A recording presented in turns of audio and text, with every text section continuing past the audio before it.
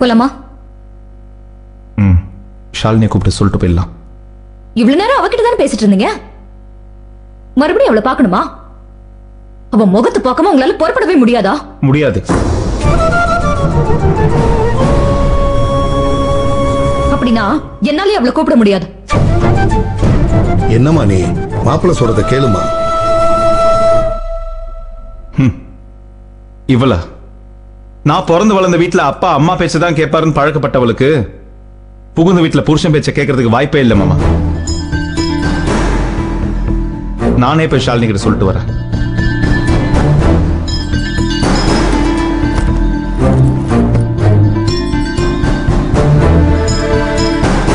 அமலா, உங்க அம்மா மாதிரி இருக்காதம்மா.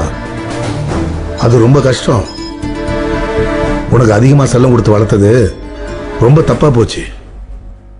எப்பவும் ஸ்ட்ரிக்டா இருக்கக்கூடாதுமா. விட்டு கொடுக்க வேண்டிய நேரத்தில் விட்டு கொடுக்கணும். உன் மனசை மாத்திக்கமா.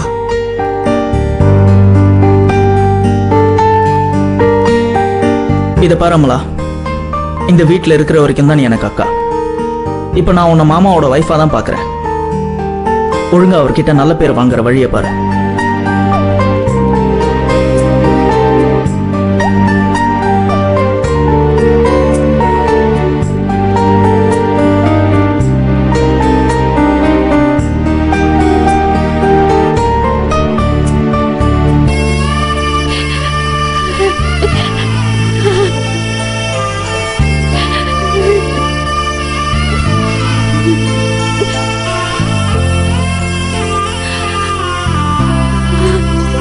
ஷாலினி,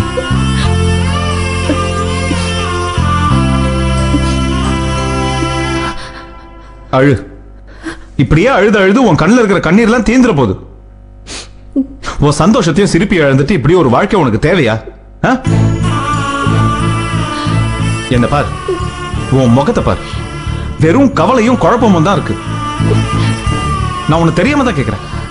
நம்ம வீட்டுல வாழறதை விட இங்க இருந்து சாகிறதே மேல முடிவு பண்ணிட்டியா? ஷாலினி, உன் மனசுல நீ என்னதான் நினைச்சிட்டு இருக்க? அதையாவது வாயை திறந்து சொல்லு. அமலா அண்ணிய சீக்கிரம் அழைச்சிட்டு போங்க.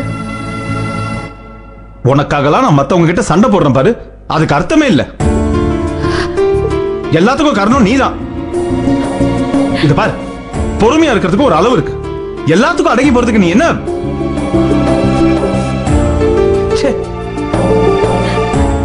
அன்னைக்கே இந்த வீட்டுக்கு வராதுன்னு நான் சொல்லும் போது என் பேச்ச கேட்டிருந்தா இன்னைக்கு உனக்கு இந்த நிலைமை வந்திருக்காதுல்ல?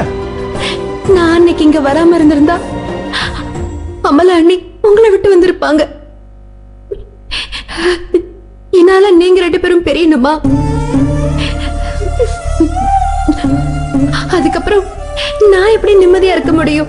அப்போ இப்ப மட்டும் நீ ரொம்ப நிம்மதியா இருக்கியா? நீங்க 2 பேரும் சேர்ந்து இருக்கீங்கல்ல, எனக்கு அது போதும். அது இன்னும் எவ்வளவு நாளைக்குன்னு தெரியாது ஷாலினி.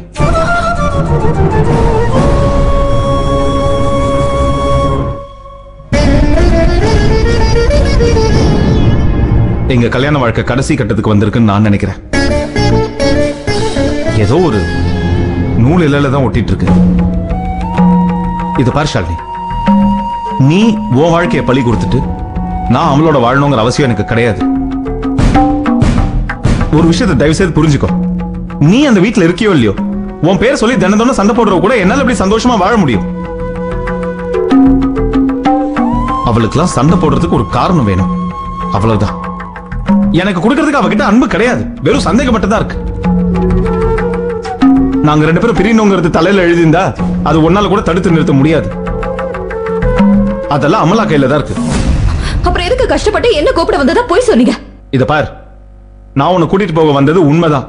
ஆனா ஷாலினி மறுபடியும் வந்துட்டாங்கிற விஷயத்தை நீ ஏன் கிட்ட சொல்ல? அப்ப என்ன கூப்பிடாதீங்க, இவளை கூட்டிட்டு போங்க. கூட்டிட்டு போவேண்டே, அவ வந்து அவளை நான் கூட்டிட்டு போவேன்.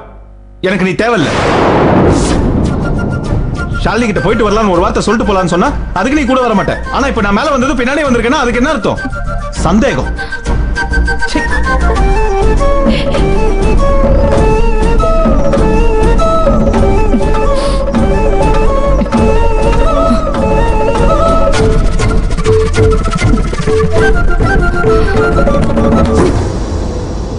ஏன் திரும்ப திரும்ப வந்து ஏன் குடும்பத்தை கெடுக்கிற? யாருக்கும் வேண்டாதவள வாழறதை விட பணம் ஆயிட்டேன்னா புழு பூச்சிக்காக பிரயோஜனமா இருக்கும். ஊரை ஏமாத்துறதுக்காக எப்ப பார்த்தாலும் அவரும் நானும் சந்தோஷமா இருக்கணும்னு சொல்றேல்ல, நீ ஒழிஞ்சாதாண்டி எங்களால சந்தோஷமா இருக்க முடியும். செத்து தொலை. ச்சே.